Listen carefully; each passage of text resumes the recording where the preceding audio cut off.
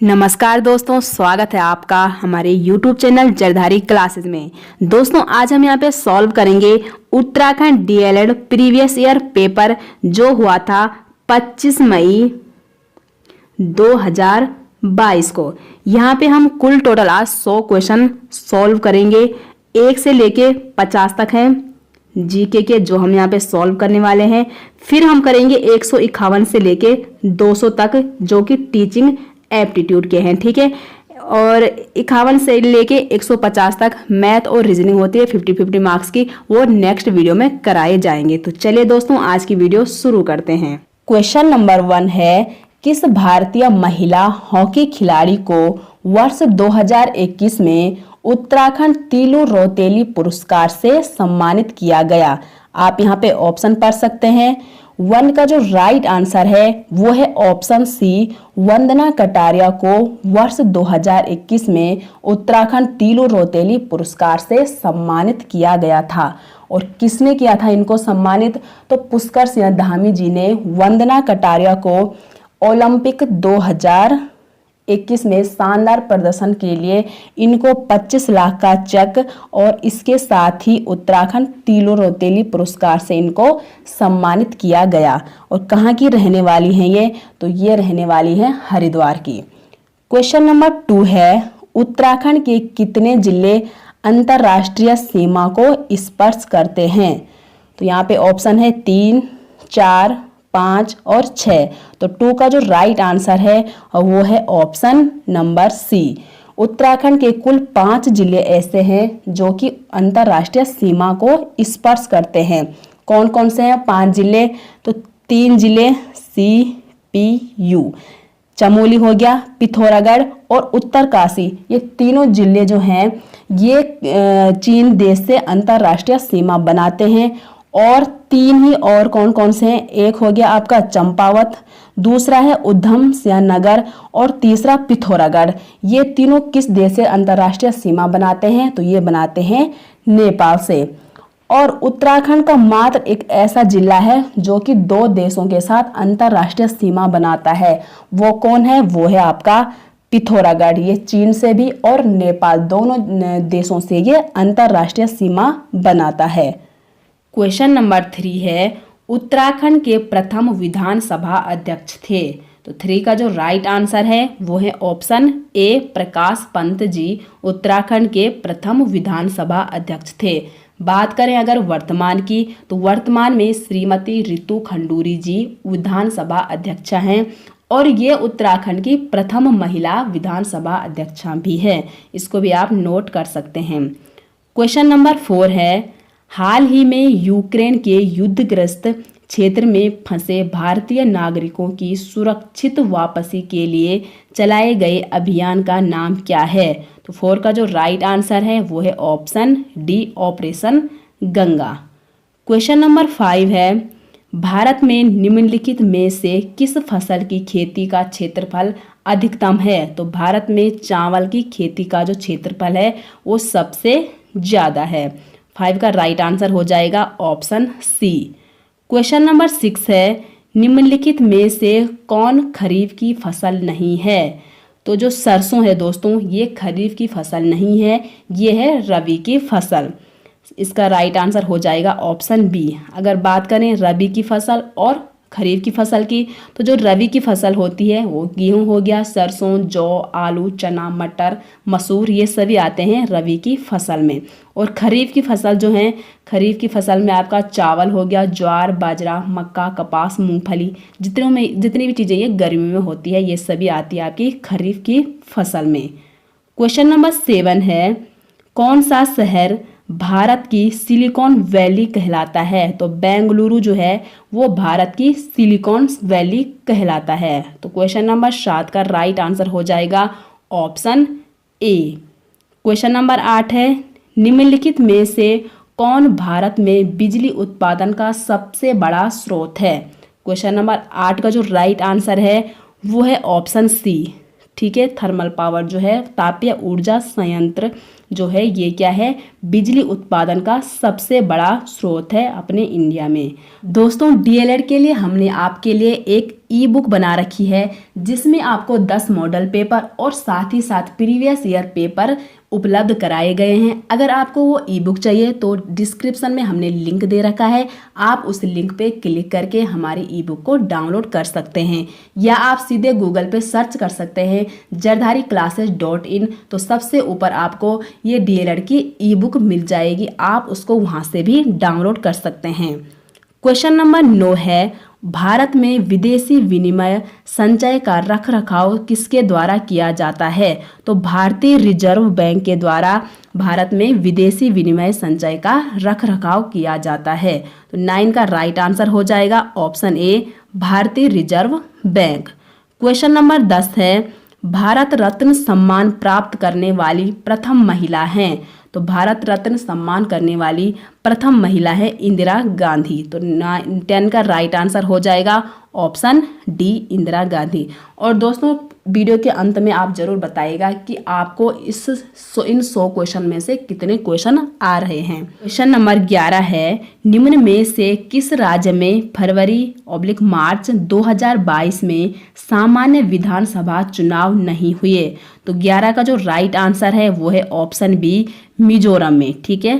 Question number 12 है, भारत का राष्ट्रीय आदर्श वाक्य क्या है? तो भारत का राष्ट्रीय आदर्श वाक्य है वो है सत्यमेव जयते, और वंदे मातरम क्या है? राष्ट्रीय गीत है अपने भारत का। क्वेश्चन नंबर 13 है, उत्तराखंड में आदि गुरु शंकराचार्य की समाधि कहाँ पर स्थित है? तो ये रुद्रप्रयाग के केदारनाथ में। तो 13 का राइट आंसर हो जाएगा option B, Kedarnath. Question number 14 है, निमोनिया रोग मानव शरीर के किस अंग को ग्रसित करता है? तो लंग्स को। ठीक है। तो 14 का राइट आंसर हो जाएगा ऑप्शन सी, जो निमोनिया रोग है वो फेफड़ों को ग्रसित करता है। क्वेश्चन नंबर 15 है, निम्न में से किस राजा के शासनकाल में अफगानिस्तान भारत का अंग था? तो 15 का जो राइट आंसर है वो है option A, Chandragupta Maurya. Question number 16 है, मुगल चित्रकला का स्वर्ण युग निम्न में से किस सम्राट का काल था? तो 16 का राइट आंसर हो जाएगा ऑप्शन सी, जहांगीर का काल। क्वेश्चन नंबर 17 है, सिखों के अंतिम गुरु कौन थे? तो 17 का राइट आंसर है ऑप्शन डी, गुरु गोविंद सिंह सिखों के अंतिम गुरु थे, और सिखों के प्रथम गुरु कौन थे? वो थे गुरु नानक देव। क्वेश्चन नंबर 18 है, भारत आने वाले प्रथम यूरोपीय कौन हैं? तो 18 का जो राइट आंसर है वो है ऑप्शन डी, पुर्तगाल, जो पुर्तगाली है वो भारत आने वाले प्रथम यूरोपीय हैं। क्वेश्चन नंबर 19 है, राजा राम मोहन राय ने किस साप्ताहिक पत्रिका का प्रकाशन शुरू किया? तो यहाँ पे आप ऑप्शन देख सकते हैं। तो 19 का जो राइट आंसर है वो है ऑप्शन ए, संवाद कौमुदी, और इसका प्रकाशन कब हुआ था? 1818वीं ईस्वी में। ठीक है। तो इसको भी आप नोट कर सकते हैं। क्वेश्चन नंबर 20 है, यहाँ पे किस राज्य में सबसे अधिक स्थायी वनों का क्षेत्रफल है? तो 20 का जो राइट आंसर है वो है ऑप्शन सी, मध्य प्रदेश एक ऐसा राज्य है जहां सबसे अधिक स्थायी वनों का क्षेत्रफल है। क्वेश्चन नंबर 21 है, निम्नलिखित में से किसने साम्राज्य की राजधानी को आगरा से दिल्ली स्थानांतरित किया? ऑप्शन ए अकबर, बी है जहांगीर, सी है औरंगजेब, और डी है शाहजहां। तो 21 का जो राइट आंसर है वो है option D, Shah Jahan. Question number 22 की ओर बढ़ते हैं। क्वेश्चन नंबर 22 है, उत्तराखंड में सम्राट अशोक के शिलालेखों की एक प्रति कहाँ मिली थी? तो यहाँ पे इसका राइट आंसर हो जाएगा ऑप्शन ए, देहरादून के कालसी में। क्वेश्चन नंबर 23 है, गढ़वाल रेजिमेंट के सैनिकों ने प्रदर्शनकारियों पर गोली चलाने से इनकार किस आंदोलन में किया था? तो यहाँ पे आप ऑप्शन देख सकते हैं। तो 23 का जो राइट आंसर है वो है ऑप्शन सी, सविनय अवज्ञा आंदोलन में गढ़वाल रेजिमेंट के सैनिकों ने प्रदर्शनकारियों पर गोली चलाने से इनकार कर दिया था। सविनय अवज्ञा आंदोलन की शुरुआत कब हुई थी? तो 6 अप्रैल 1930 को। ठीक है, 6 अप्रैल 1930 को सविनय अवज्ञा आंदोलन की शुरुआत हुई थी। क्वेश्चन नंबर 24 है, निम्नलिखित में से औसत वैश्विक तापमान में वृद्धि का कौन सा संकेत होगा? तो 24 का जो राइट आंसर है वो है ऑप्शन बी, सागरीय जल के स्तर में जब वृद्धि होगी तो औसत वैश्विक तापमान में वृद्धि भी होगी। तो 24 का राइट आंसर हो जाएगा ऑप्शन बी।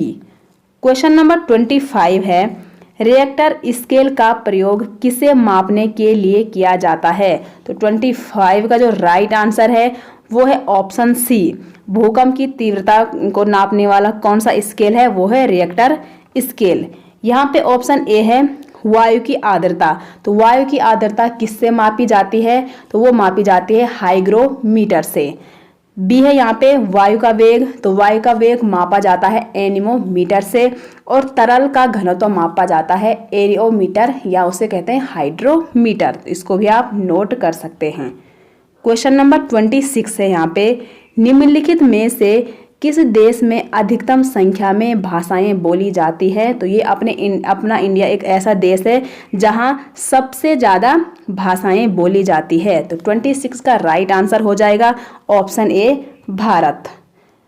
क्वेश्चन नंबर 27 है, नाबार्ड संबंधित है। तो 27 का जो राइट आंसर है वो है option C, national bank for agriculture and rural development. इसका राइट आंसर हो जाएगा।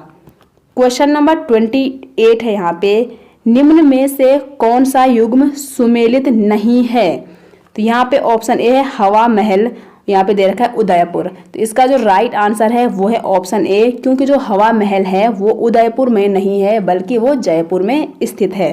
तो यहाँ पे नहीं पूछा है, इसलिए इसका राइट आंसर ऑप्शन ए हो जाएगा। बी है यहाँ पे जामा मस्जिद। तो ये दिल्ली में स्थित है। चार मीनार हैदराबाद में है। शेरशाह सूरी का मकबरा बिहार सासाराम में है। तो 28 का राइट आंसर हो जाएगा ऑप्शन ए।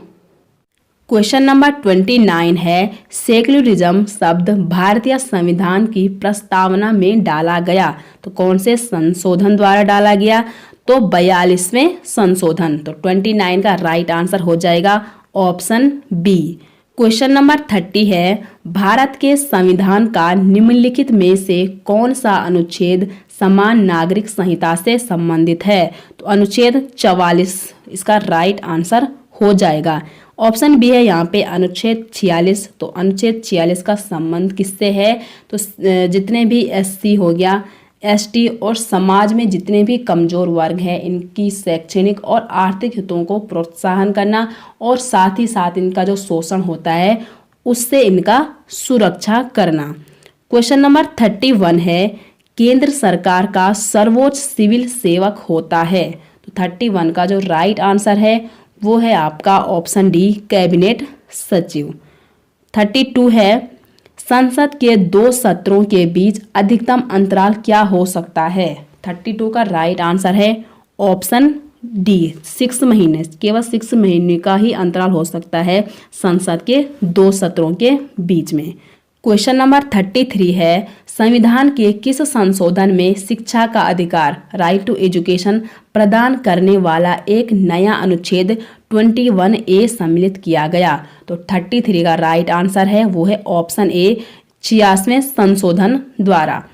अगर बात करें राइट टू एजुकेशन की तो इसमें कहा गया था 6 से 14 वर्ष तक के सभी बच्चों को फ्री एंड कंपल्सरी एजुकेशन यानी कि मुक्त एवं अनिवार्य शिक्षा देना जरूरी है, जितने भी 6 से और 14 वर्ष तक के बच्चे हैं।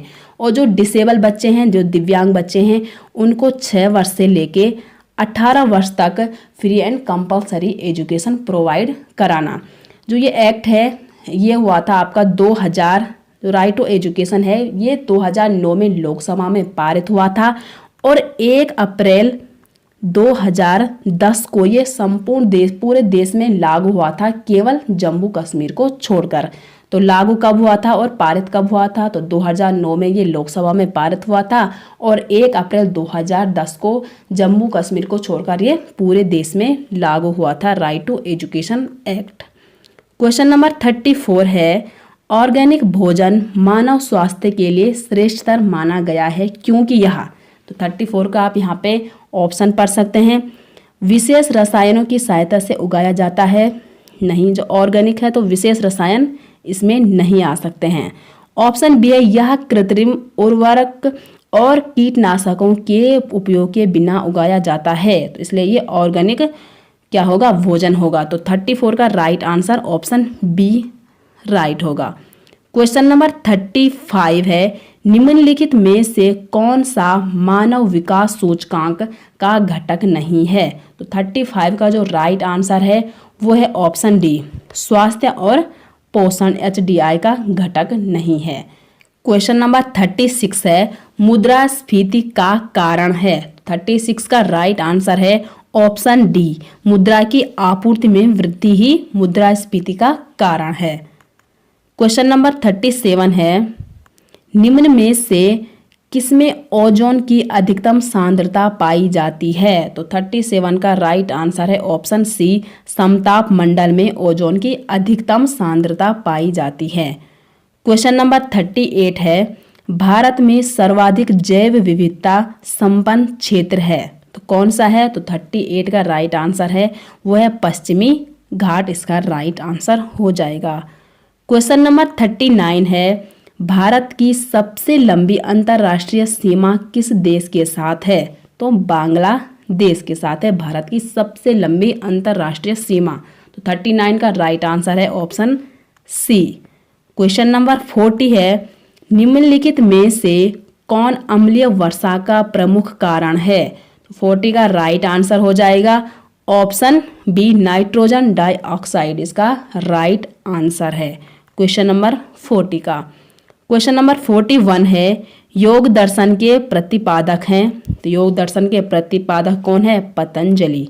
41 का राइट आंसर है ऑप्शन डी। क्वेश्चन नंबर 42 है कौन सा देश पवनों का देश कहलाता है। तो 42 का राइट आंसर है ऑप्शन बी, जो डेनमार्क देश है ये क्या कहलाता है, पवनों का देश कहलाता है। क्वेश्चन नंबर 43 है सबसे कठोर प्राकृतिक पदार्थ कौन सा है, डायमंड, हीरा, इसका राइट आंसर हो जाएगा 43 का। क्वेश्चन नंबर 44 है मानव जब यूवी किरणों से अत्यधिक प्रभावित हो जाते हैं तब क्या हो सकता है। तो यहाँ पे आप देख सकते हैं और ए है प्रतिरक्षा तंत्र की क्षति, सेकंड है यहाँ पे फेफड़ों की क्षति, थर्ड है त्वचा का कैंसर और लास्ट है आमाशय के अल्सर। तो 44 का राइट आंसर है ऑप्शन सी, जब यूवी किरणें अत्यधिक प्रभावित हो जाती है तो प्रतिरक्षा तंत्र की क्षति होती है और त्वचा का कैंसर होता है। तो 44 का राइट आंसर है ऑप्शन सी। क्वेश्चन नंबर 45 है निम्न में से कौन सा कथन सत्य नहीं है। ऑप्शन ए है चैटिंग ईमेल की तरह है, ये बिल्कुल सत्य है, हमने बताना है कौन सा सत्य नहीं है। बी है चैटिंग केवल एक ही व्यक्ति के साथ की जा सकती है, नहीं चैटिंग एक व्यक्ति के साथ नहीं, चैटिंग तो एक से अधिक व्यक्ति के साथ भी कई व्यक्तियों के साथ की जा सकती है, इसलिए इसका राइट आंसर ऑप्शन बी हो जाएगा। सी है चैटिंग में कई व्यक्ति शामिल होते हैं, जी बिल्कुल। और डी है चैटिंग एक इलेक्ट्रॉनिक संवाद है, ये भी इसका राइट है। तो हमने बताना था कौन सा नहीं है, तो 45 का बी इसका सही आंसर हो जाएगा। क्वेश्चन नंबर 46 है विश्व शिक्षक दिवस किस दिन मनाया जाता है। क्या पूछ रखा है यहाँ पे विश्व, तो विश्व शिक्षक दिवस मनाया जाता है 5 अक्टूबर को, और 5 सितंबर को अपने इंडिया में 5 सितंबर को मनाया जाता है शिक्षक दिवस, टीचर डे। वो किसके जन्म दिवस के रूप में मनाया जाता है, तो डॉक्टर सर्वपल्ली राधाकृष्णन जी के जन्म दिवस पे मनाया जाता है टीचर डे 5 सितंबर को। क्वेश्चन नंबर 47 है एलिसा जांच किस रोग की पहचान करती है। तो एलिसा जो जांच है ये करती है एड्स रोग की पहचान। अगर इसकी फुल फॉर्म की बात करें, एलिसा की फुल फॉर्म क्या है, एंजाइम लिंक्ड इम्यूनोसोर्बेंट, ऐसे इसकी फुल फॉर्म है एलिसा की। क्वेश्चन नंबर 48 है आधिकारिक तौर पर उत्तराखंड का राजकीय खेल है। तो उत्तराखंड का राजकीय खेल कौन सा है दोस्तों, फुटबॉल है। और उत्तराखंड का राजकीय खेल फुटबॉल जो है इसको कब घोषित किया गया था, तो 2011 में यह घोषणा की गई थी कि उत्तराखंड का जो राजकीय खेल है वो फुटबॉल है। क्वेश्चन नंबर 49 है वर्ष 2024 में ओलंपिक खेल कहाँ आयोजित होंगे? तो 49 का राइट आंसर है ऑप्शन सी, पेरिस में वर्ष 2024 में ओलंपिक खेल आयोजित होंगे पेरिस में। और ये जीके का ये लास्ट क्वेश्चन है दोस्तों, question number 50। Wings of fire पुस्तक के लेखक कौन हैं? तो ये हैं दोस्तों APJ अब्दुल कलाम जी की पुस्तक है विंग्स ऑफ फायर। तो 50 का राइट आंसर हो जाएगा ऑप्शन ए। दोस्तों ये थे जीके के 50 क्वेश्चन। दोस्तों यदि आप उत्तराखंड डीलर एग्जाम 2025 के लिए मॉडल पेपर, साथ में उत्तराखंड डीलर के previous year paper, teaching aptitude के प्रैक्टिस सेट और रीजनिंग के प्रैक्टिस सेट लेना चाहते हैं तो आपको जाना अपने गूगल पर और यहाँ पे सर्च करना है दोस्तों jardhari-classes.in। जैसे आप इस लिंक पे दोस्तों क्लिक करोगे, यहाँ पर खुल जाएगी हमारी ऑफिशियल साइट, और या आप इसका लिंक मैं दोस्तों वीडियो के डिस्क्रिप्शन में भी आपको दे दूंगा, या आप गूगल पे सर्च कर सकते हैं jardhari-classes.in। तो ये हमारी ऑफिशियल साइट है दोस्तों। यहाँ पे आप देखेंगे टीचिंग एप्टीट्यूड शिक्षण अभिरुचि एवं शिक्षण अभिवृद्धि के 1000+ दोस्तों इसमें क्वेश्चन है। यहाँ पे आप उत्तराखंड डीलर 2025 के लिए 10 मॉडल पेपर और इसमें उत्तराखंड डीलर के 5 प्रीवियस ईयर पेपर भी रखे गए हैं जो कि अब तक हुए हैं। यानी ये 200-200 नंबर के प्रैक्टिस सेट है जिसमें सभी सब्जेक्ट, इसमें 50 नंबर की रीजनिंग है, 50 की जीएस है, 50 का टीचिंग एप्टीट्यूड है और 50 की मैथ, यानी 200-200 नंबर के 15 प्रैक्टिस सेट है दोस्तों। लगभग 3000 क्वेश्चनों का संग्रह है इसमें आपके डीलर एग्जाम 2025 के लिए। और ये है रीजनिंग के 15 प्रैक्टिस सेट, 50-50 नंबर के रीजनिंग के 15 प्रैक्टिस सेट। तो काफी महत्वपूर्ण होने वाले हैं दोस्तों ये आपके उत्तराखंड डीलर एग्जाम 2025 के लिए। तो इसमें से आप जिसको भी लेना चाहते हैं तो आपको उनमें से किसी एक पर क्लिक कर देना है, जिसको आप लेना चाहते हैं उस पर क्लिक करके आप इसको ले सकते हैं, इसको डाउनलोड कर सकते हैं। क्योंकि दोस्तों एग्जाम से पहले आपकी प्रैक्टिस काफी महत्वपूर्ण साबित करेगी, आप एग्जाम में किस प्रकार का प्रदर्शन करोगे। तो एग्जाम से पहले प्रैक्टिस आपको अधिक से अधिक करनी है और आपके प्रैक्टिस के लिए ही ये बनाए गए हैं ये सेट। तो इनका लिंक वीडियो के डिस्क्रिप्शन में दे दूंगा, या आप गूगल पे सर्च कर सकते हैं jardhari-classes.in। क्वेश्चन नंबर 151 है दोस्तों। अब यहाँ पे टीचिंग एप्टीट्यूड शुरू हो गया जो 151 से 200 तक है, यानी कि 50 मार्क्स के। और डीएलएड में हम इनको तभी सही कर सकते हैं जब आप वहाँ पे पेपर सॉल्व करने बैठोगे तो आपने अपने मन में 2 चीज़ें तो बैठानी है। एक कि आप एक टीचर हो और एज अ टीचर आप बच्चों को कैसा एजुकेशन प्रोवाइड करते हैं, उनके साथ कैसे बिहेव करते हैं। और दूसरा है जहाँ भी किसी भी ऑप्शन में ये होगा कि बच्चे से गलती हो रही है या बच्चे के बारे में कुछ बोल रखा होगा तो वो ऑप्शन एकदम गलत होगा, क्योंकि बच्चा, यहाँ टीचिंग एप्टीट्यूड हमने देखना है कि बच्चा गलत हो ही नहीं सकता। बच्चा भगवान है, उससे 1% भी गलती नहीं होगी। अगर इस वे में हम वहाँ पे एग्जाम हॉल में जाएंगे तो टीचिंग एप्टीट्यूड काफ़ी क्वेश्चन सही हो सकते हैं। तो क्वेश्चन नंबर 151 है, छात्रों में नैतिकता का विकास करने हेतु आप क्या आवश्यक समझते हैं? तो ऑप्शन ए धार्मिक प्रवचन, बिल्कुल भी नहीं। बी है परिवार का वातावरण, नहीं। सी है पाठ पूजा करना और डी है अच्छे बुरे के अंतर को प्रत्येक अवसर पर उन्हें बताना। और तीसरी बात हमने ध्यान रखनी है दोस्तों, आप वहाँ पे डीएलएड का पेपर देने जा रहे हैं और डीएलएड पास करके आप 1 से लेकर 5th तक के बच्चों को पढ़ाएंगे। तो 1 से 5th तक के बच्चों के साथ आप कैसे बिहेव करेंगे? तो अच्छे बुरे के अंतर को हम क्या करेंगे, जहाँ पे बच्चा अच्छा कर रहा है उसको प्रोत्साहित करेंगे और जहाँ पे वो बुरा कर रहा है उसको दंडित ना करके बल्कि उसको प्यार से समझाएंगे। और जो अच्छा कर रहा है, बुरा कर रहा है, प्रत्येक अवसर में एज अ टीचर आप क्या करेंगे, उसको समझाने की कोशिश करेंगे। तो इसलिए इसका राइट आंसर ऑप्शन डी हो जाएगा। क्वेश्चन नंबर 152 है, प्राथमिक स्तर पर शिक्षण यथासंभव मातृभाषा में ही होने चाहिए क्योंकि यह बच्चों में आत्मविश्वास विकसित करता है। बी है यह अधिगम को सरल बनाता है। सी है यह बौद्धिक विकास में सहायक है और डी है यह शिक्षार्थी को प्राकृतिक वातावरण में सीखने में सहायक है। देखो टीचिंग एप्टीट्यूड में चारों ऑप्शन एक जैसे होंगे, हमको चूज वो करना है जो ऑप्शन तीनों अन्य ऑप्शनों को इंक्लूड कर रहा है। अब देखो यहाँ पे ऑप्शन ए है यह बच्चों में आत्मविश्वास विकसित करता है और डी, इसका राइट आंसर डी है यह शिक्षार्थियों को प्राकृतिक वातावरण में सीखने में सहायक होता है। देखो जब जो बच्चा होता है वो अपने घर में उसका प्राकृतिक वातावरण ही होता है, ऑब्वियसली बात है। तो वो अपने घर में अपने मम्मी पापा भाई बहनों सभी से किस भाषा में बात करता है, अपनी मातृभाषा में बात करता है। अगर वो स्कूल में भी अपनी मातृभाषा से उसको टीचिंग प्रोवाइड की जाएगी तो उसमें आत्मविश्वास भी विकसित होगा। यह अधिगम सरल भी होगा अगर वो मातृभाषा में, क्योंकि वही भाषा उसके घर में और वही स्कूल में अगर उसको प्रोवाइड की जा रही है तो अधिगम भी सरल होगा और बौद्धिक विकास में भी सहायक होगा। तो ये तीनों जो ऑप्शन है, ये तीनों ऑप्शन क्या दर्शा रहे हैं, ऑप्शन डी को। तो 152 का जो राइट आंसर हो जाएगा ऑप्शन डी हो जाएगा। क्वेश्चन नंबर 153 है, स्कूली शिक्षा की गुणवत्ता विशेष रूप से निर्भर करती है। तो 153 का राइट आंसर हो जाएगा ऑप्शन डी, शिक्षक शिक्षा की गुणवत्ता पर निर्भर करती है स्कूली शिक्षा की गुणवत्ता। तो 153 का राइट आंसर हो जाएगा ऑप्शन डी। क्वेश्चन नंबर 154 है, शिक्षक की सीखने की क्षमता को जानने के लिए कौन सा परीक्षण किया जाता है। तो एटीट्यूड टेस्ट किया जाता है शिक्षक की सीखने की क्षमता को जानने के लिए। इसका राइट आंसर अभी क्षमता परीक्षण हो जाएगा। क्वेश्चन नंबर 155 है, उच्च बौद्धिक क्षमता के लोग अध्यापन में तभी आते हैं जब वे, यहाँ पे आप ऑप्शन देख सकते हैं। तो इसका राइट आंसर है ऑप्शन डी, उच्च बौद्धिक क्षमता के लोग अध्यापन में कब आएंगे, जब वो दूसरा कोई व्यवसाय नहीं होगा, ऐसा बिल्कुल भी नहीं होगा। कम काम करना चाहते हैं, नहीं, जो टीचर बनेगा उसके पास कम काम बिल्कुल भी नहीं होगा। ट्यूशन द्वारा अधिक धन कमाना चाहता है, नहीं। इसका राइट आंसर होगा उच्च बौद्धिक क्षमता के लोग अध्यापन में तभी आएंगे जब वह ये सोचेंगे हम एक भविष्य में एक अच्छा शिक्षक बन सकते हैं। तो इसलिए इसका राइट आंसर ऑप्शन डी हो जाएगा। क्वेश्चन नंबर 156 है, शिक्षक छात्र के लिए पिता की स्थिति में होता है, माता की स्थिति में होता है, सी है मित्र व हितैषी की स्थिति में होता है। तो 156 का राइट आंसर हो जाएगा ऑप्शन सी। क्वेश्चन नंबर 157 है, विद्यालय से छात्रों के भागने का कारण है। ऑप्शन ए है रुचिकर कक्षा शिक्षण न होना, जी हो सकता है अगर रुचिकर कक्षा शिक्षण न होगा तो विद्यालय से छात्र भाग सकते हैं।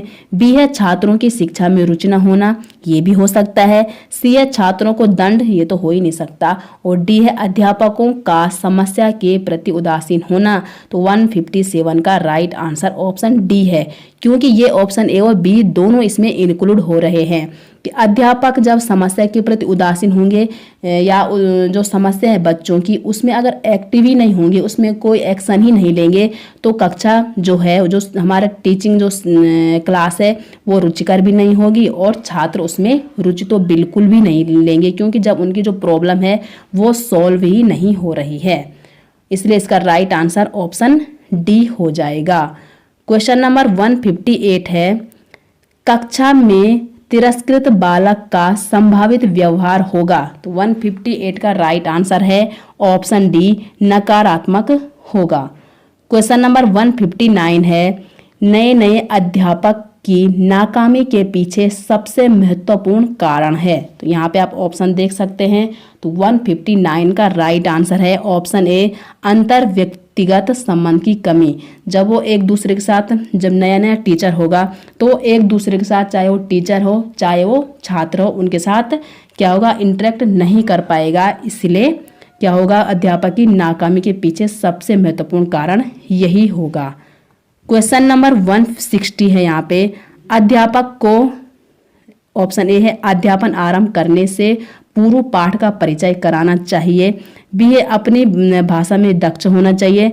सी है अपने विषय में निपुण होना चाहिए। और ऑप्शन डी इसका राइट आंसर हो जाएगा 160 का। ठीक है।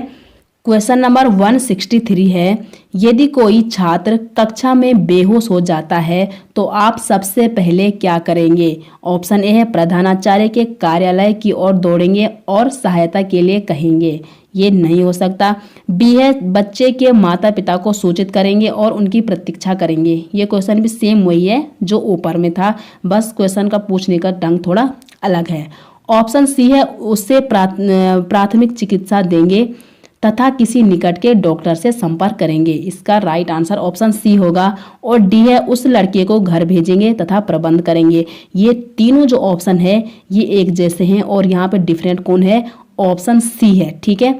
एज अ टीचर हम क्या करेंगे, एज अ पेरेंट्स का रोल भी निभाएंगे प्रधानाचार्य, और जो अन्य उसके फ्रेंड है उनका भी रोल प्ले करेगा एज अ टीचर। तो इसलिए इसका राइट आंसर ऑप्शन सी हो जाएगा। क्वेश्चन नंबर 164 है, छात्र पाठ में तभी रुचि लेंगे यदि अध्यापक, ऑप्शन ए है उनके साथ मित्रता का व्यवहार करें। बी है उन्हें जिस ज्ञान की आवश्यकता है वह दें। तो इसका राइट आंसर ऑप्शन बी ही हो जाएगा। उन्हें जिस ज्ञान की आवश्यकता है अगर टीचर उनको वही प्रोवाइड कर रहा है तो तभी क्या जो पाठ है वो उसमें बच्चे रुचि लेंगे। ठीक है। क्वेश्चन नंबर 165 है, जब एक अध्यापक को विद्यार्थी द्वारा पूछे गए प्रश्न का सही उत्तर न आए तो उसे क्या करना चाहिए। तो यहाँ पे आप ऑप्शन देख सकते हैं। तो 165 का जो राइट आंसर है वो हो जाएगा ऑप्शन सी। ठीक है, विद्यार्थी को बता देना चाहिए कि वह बाद में उत्तर देगा। क्वेश्चन नंबर 166 है, प्रभावशाली शिक्षण का अर्थ है। यहाँ पे आप ऑप्शन देख सकते हैं। तो 166 का राइट आंसर हो जाएगा ऑप्शन डी। प्रभावशाली शिक्षण का अर्थ है विद्यार्थियों को दिया जाने वाला प्रेम, सहयोग और लगाव तथा प्रोत्साहन। नैतिक अपराधों के तत्परांत छात्रों को दिया गया दंड हो ही नहीं सकता। और सी है व्यक्तिगत शिक्षा तथा कक्षा में खुली चर्चा। ए और सी इसका राइट आंसर हो जाएगा। क्वेश्चन नंबर 167 है, शिक्षण में तुलनात्मक अध्ययन के लिए उपयोगी है। तो 167 का राइट आंसर ऑप्शन डी हो जाएगा, ग्राफ। क्वेश्चन नंबर 168 है यहाँ पे, जिस शिक्षण विधि में छात्र सक्रिय रूप से भाग लेता है वह विधि है। तो वह विधि है ऑप्शन सी, प्रश्नोत्तर विधि। इसका राइट आंसर ऑप्शन सी हो जाएगा। इस विधि में जो छात्र है वो क्या होगा, हर टाइम एक्टिव रहेगा। क्वेश्चन नंबर 169 है, दूरदर्शन शिक्षण का गुण है। 169 के आप यहाँ पे ऑप्शन पढ़ सकते हैं। दूरदर्शन कार्यक्रम से छात्रों और शिक्षक दोनों के दृष्टिकोण में विशालता आती है। बिल्कुल सही। छात्र नवीनतम विचारों और दृश्यों से परिचित होते हैं। दूरदर्शन के माध्यम से हम कुछ भी दृश्य दे सकते हैं।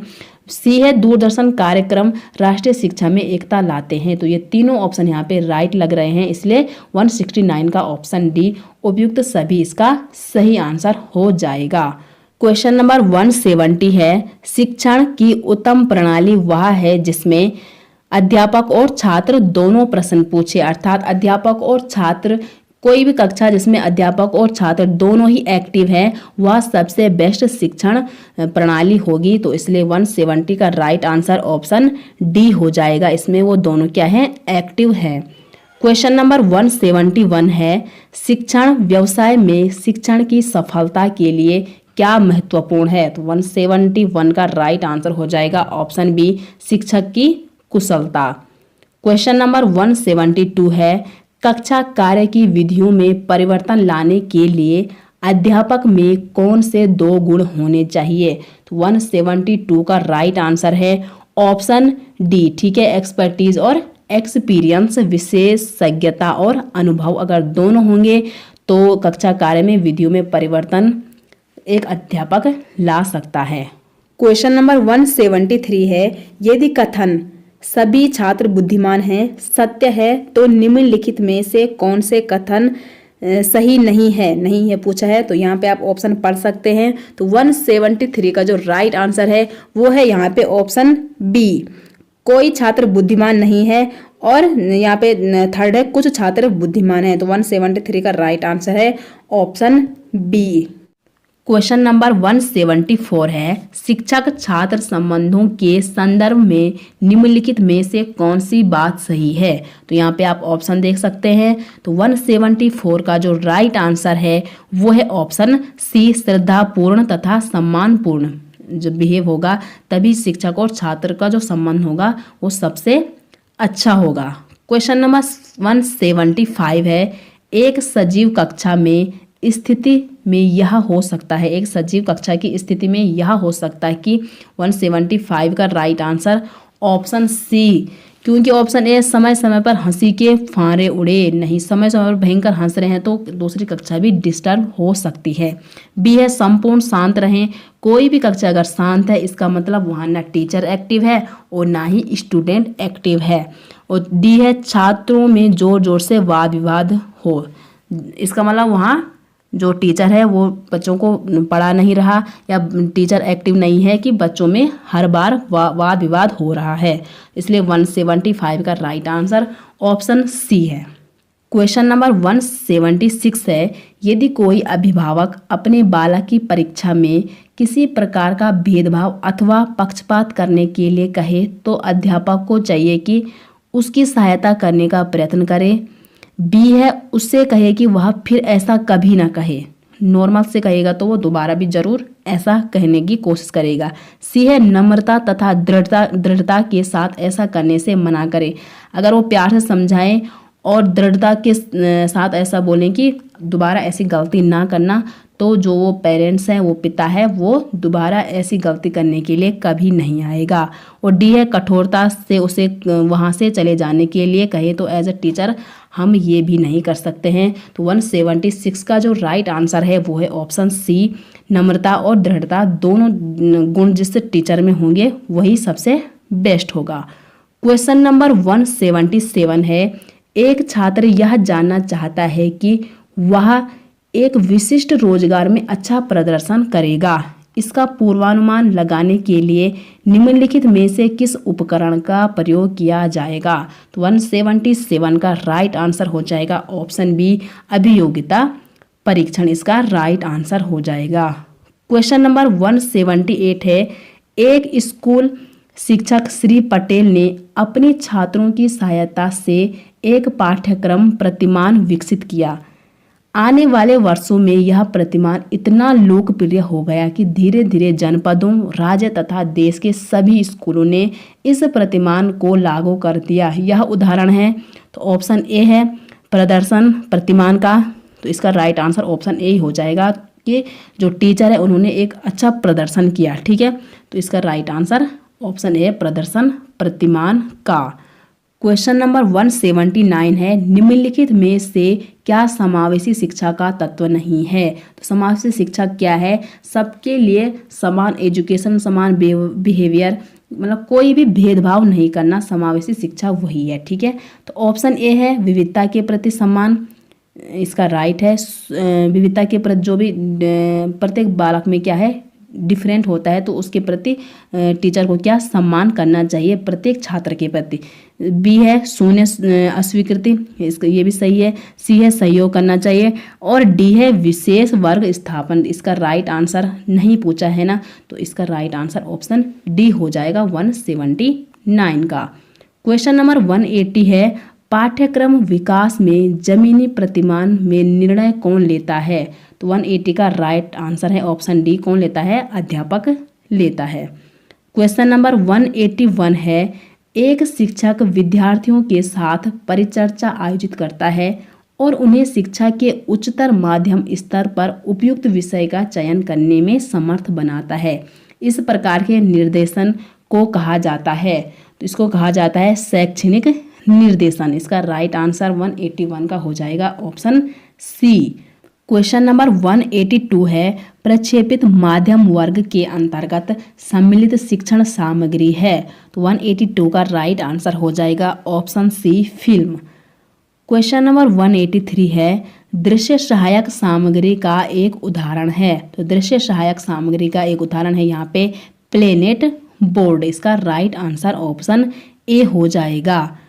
क्वेश्चन नंबर 84 है, 184, अच्छी परीक्षण विधियों की महत्वपूर्ण विशेषताएं हैं। तो जो एक अच्छी परीक्षण विधियां होती है उनमें क्या क्या महत्वपूर्ण विशेषताएं हैं, तो वो वस्तुनिष्ठता भी होनी चाहिए, विश्वसनीयता भी होनी चाहिए, उसमें वैधता भी होनी चाहिए और व्यवहारिकता भी होनी चाहिए। वस्तुनिष्ठता, विश्वसनीयता, वैधता और व्यवहारिकता, जिनमें ये चारों चीज़ें होंगी तो वो एक अच्छी परीक्षण विधि कहलाई जाएगी। तो 184 का राइट आंसर हो जाएगा ऑप्शन सी, आई और आई भी, इसका राइट आंसर हो जाएगा।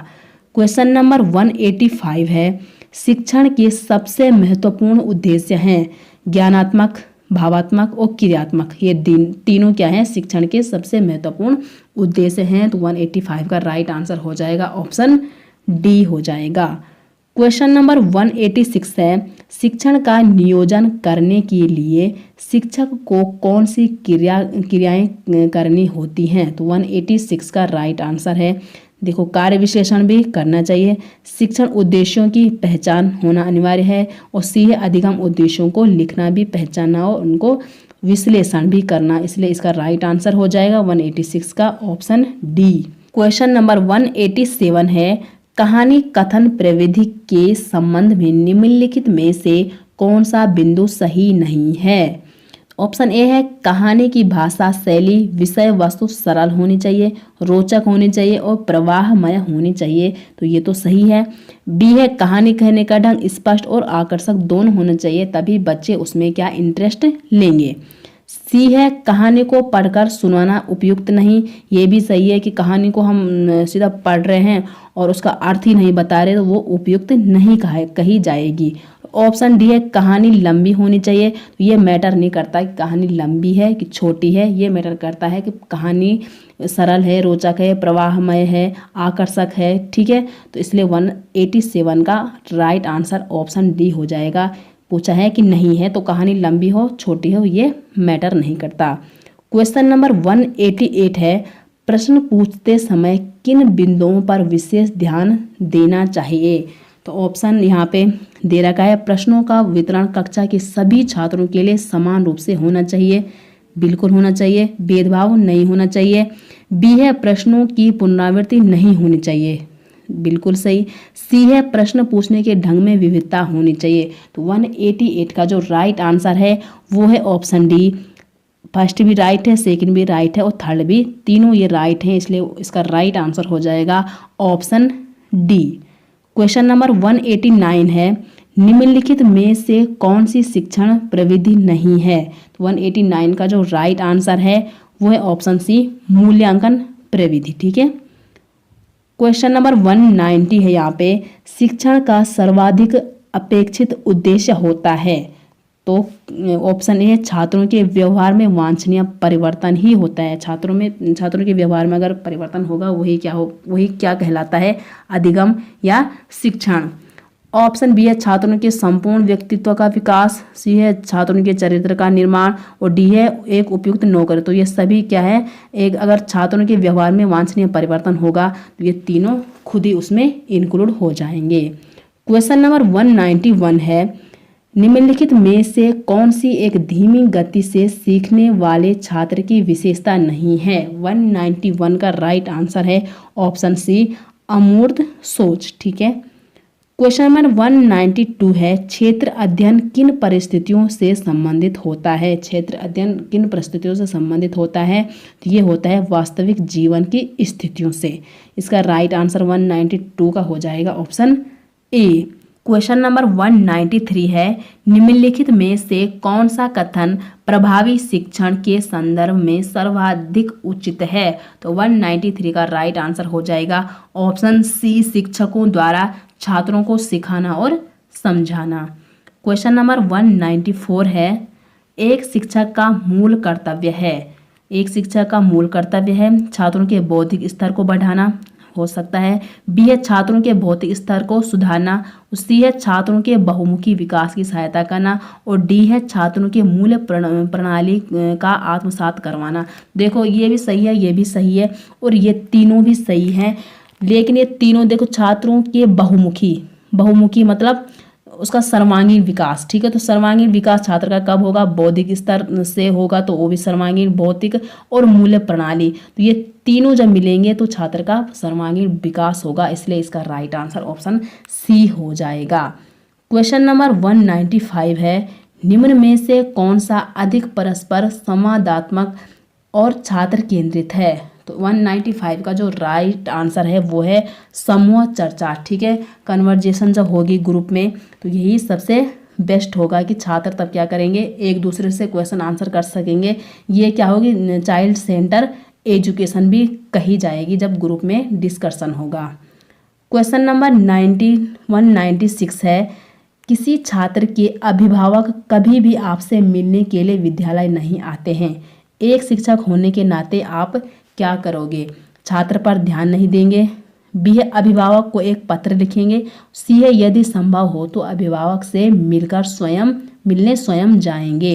तो 196 का राइट आंसर हो जाएगा ऑप्शन सी, वो छात्र को दंडित कभी नहीं हो सकता है।